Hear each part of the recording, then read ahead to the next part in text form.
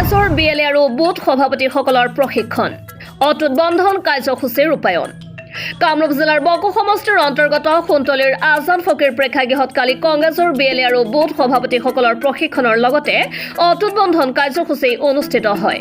জিলা কংগ্ৰেছ কমিটিৰ নিৰ্দেশত আৰু চমৰীয়া ব্লক কংগ্ৰেছ কমিটিৰ উদ্যোগত অনুষ্ঠিত কংগ্ৰেছৰ বিএলএ আৰু বুথ সভাপতিসকলৰ প্ৰশিক্ষণৰ লগতে অটুট বন্ধন কাৰ্যসূচী উপলক্ষে অনুষ্ঠিত সভাত সভাপতিত্ব কৰে চমৰীয়া ব্লক কংগ্ৰেছৰ সভাপতি ধনেশ্বৰ বায়নে।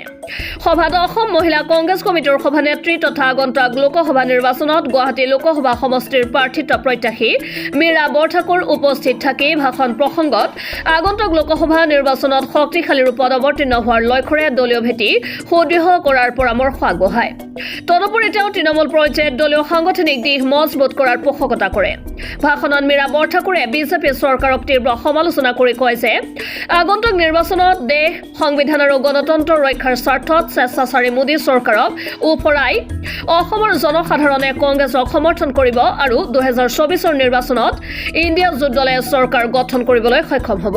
সভাত বিধায়িকা নন্দিতা দাস উপস্থিত থাকি ভাষণত বিজেপি আৰু AIDFৰ দলক সমালোচনা কৰাৰ লগতে দলীয় নেতা কৰ্মীসকলক দলৰ সাংগঠনিক স্থিতি আৰু অধিক শক্তিশালী কৰি তুলিবলৈ আহ্বান জনায়। তদুপৰি কংগ্ৰেছৰ এই কাৰ্যসূচীত জিলা সভাপতি কংকন দাসে ভাষণত বিএলএ আৰু বুথ সভাপতিসকলৰ দায়িত্ব আৰু কৰ্তব্য সম্পৰ্কে কোৱাৰ লগতে কংগ্ৰেছৰ সকলো কৰ্মকৰ্তাক ঐক্যবদ্ধ হৈ দলটো শক্তিশালী কৰিবলৈ আহ্বান জনায়।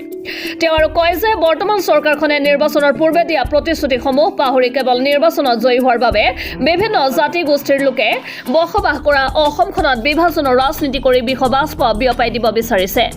তদুপৰি সভাত আগন্তুক লোকসভা নিৰ্বাচনৰ গুৱাহাটী লোকসভা সমষ্টিৰ আন এগৰাকী প্ৰাৰ্থিত্ব প্ৰত্যাশী তথা প্ৰদেশ কংগ্ৰেছৰ উপ সভাপতি ৰমেন বৰঠাকুৰ, অসম কৰ্মচাৰী আৰু অৱসৰপ্ৰাপ্তসকলৰ অভিযোগ কোষৰ সভাপতি ভৱেশ চন্দ্ৰ দাস, অসম প্ৰদেশ কংগ্ৰেছ কমিটিৰ সদস্য গুলজাৰ হুছেইন, সদস্যা মাইজান বেগম, জিলা কংগ্ৰেছৰ সাধাৰণ সম্পাদক আব্দুল বাৰিক, সম্পাদক মিৰ্জা বাবৰ আলী, সমষ্টি যুৱ কংগ্ৰেছৰ সভাপতি মইদুল ইছলাম আৰু জিলা কংগ্ৰেছ, ব্লক কংগ্ৰেছ, মণ্ডল কংগ্ৰেছ, মহিলা কংগ্ৰেছ, যুৱ কংগ্ৰেছৰ বিভিন্ন পৰ্যায়ৰ নেতৃবৃন্দ আৰু বুথ সভাপতিসকল বিএলএ সকলৰ লগতে প্ৰায় 5 শতাধিক কৰ্মী সমৰ্থক উপস্থিত থাকে।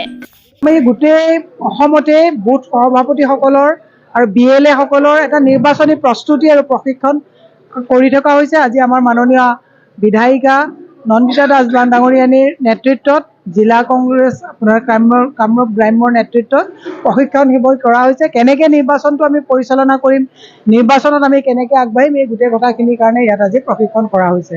যোৱাকালি বকুত হৈছে, তাৰ আগদিনাখন ছয়গাঁৱত হৈছে, গোটেই অসমতে হৈ আছে। ভূপেন বৰা ডাঙৰীয়াৰ নেতৃত্বত গোটেই অসমতে বুথ শক্তিশালী কৰাৰ দায়িত্বত যাতে 24ত আমি মচনত দখল কৰিব পাৰোঁ তাৰ প্ৰশিক্ষণ চলি আছে।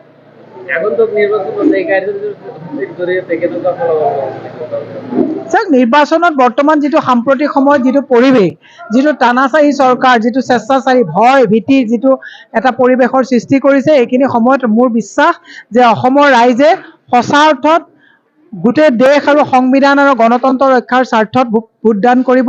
আৰু সেইকাৰণে কংগ্ৰেছ দলে যিহেতুকে ৰাষ্ট্ৰ নিৰ্মাণ কৰিছিলে, আমি সকলোৱে আগবাঢ়ি ওলাই আহিছোঁ, ৰাইজে আমাক সমৰ্থন আগবঢ়াব। মোৰ বিশ্বাস 24ত আমি ইণ্ডিয়া এলায়েন্সৰ চৰকাৰে স্বেচ্ছাচাৰী মোদী চৰকাৰক হটাই আমি আমাৰ চৰকাৰ এখন গঠন কৰিবৰ কাৰণে সক্ষম হ'ম।